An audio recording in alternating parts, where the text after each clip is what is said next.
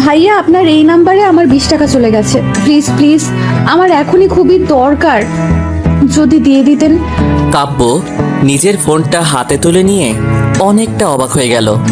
তার ফোনে এই মেসেজটা দেখে একটা অপরিচিত নাম্বার থেকে এই মেসেজটা এসেছে, সাথে এত মিসড কল। অবশ্য 1 ঘন্টা আগে মেসেজ আর কল এসেছিল, তখন কাব্য বোর্ড মিটিংয়ে ছিল। কাব্য মনে মনে হাসলো, এমন কেউ করে 20 টাকার জন্য?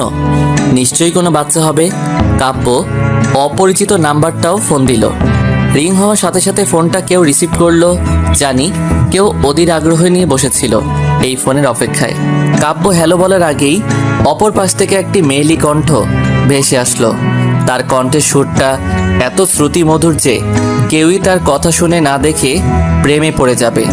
মেয়েটি অনেকক্ষণ থেকে হ্যালো হ্যালো করে যাচ্ছে, কিন্তু কাব্যর কোনো রেসপন্স পাচ্ছে না।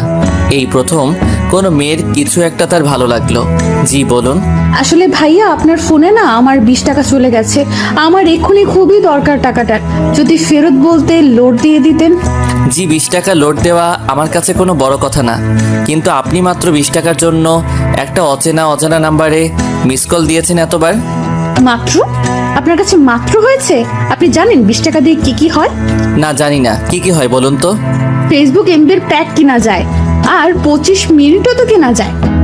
ও আচ্ছা আচ্ছা, আপনার 20 টাকা এত জরুরি? এই কিছুক্ষণ আগেই না বললেন আমার কাছে 20 টাকা দেওয়া কোনো ব্যাপার না, আর এখন অন্য কথা বলছেন।